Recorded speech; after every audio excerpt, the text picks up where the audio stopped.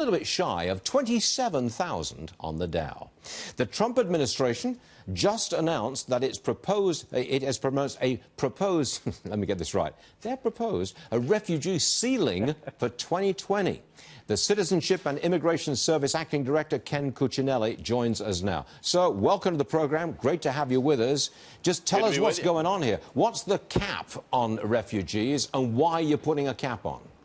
Well, Congress put in statute the president has to set a ceiling every year, and it's that time of year. So we've begun our consultations with Congress with a proposed cap of 18,000 refugees to be resettled here in the United States.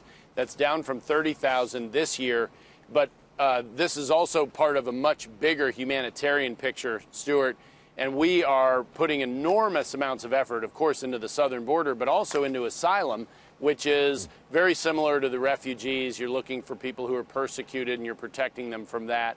So in the entire humanitarian umbrella, you've got asylum, refugee, crime victims, and some other things, trafficking victims. So altogether, America is providing more support and settling more people in the humanitarian arena than any other country in the world on a long-term basis. Are you placing these limits because you feel that the refugee system or the asylum system is being gamed?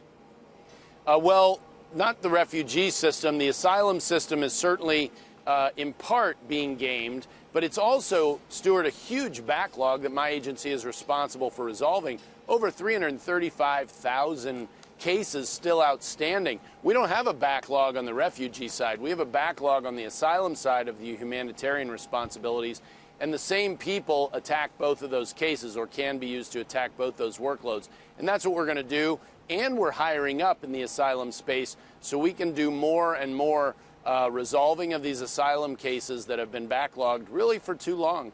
And just let me get this straight here. The president can do this without going to Congress to ask if he can do it. Well, Congress has actually assigned the task to the president on an annual basis. So yesterday we transmitted to Congress the draft report that's indicated a 18,000 person cap for refugees. We're going to have some congressional communications here in the next number of days and weeks, I'm sure, before that's finalized. But that's the target we have right now. Of course, the asylum side is much bigger numbers. We're getting tens and tens of thousands of cases filed and processed.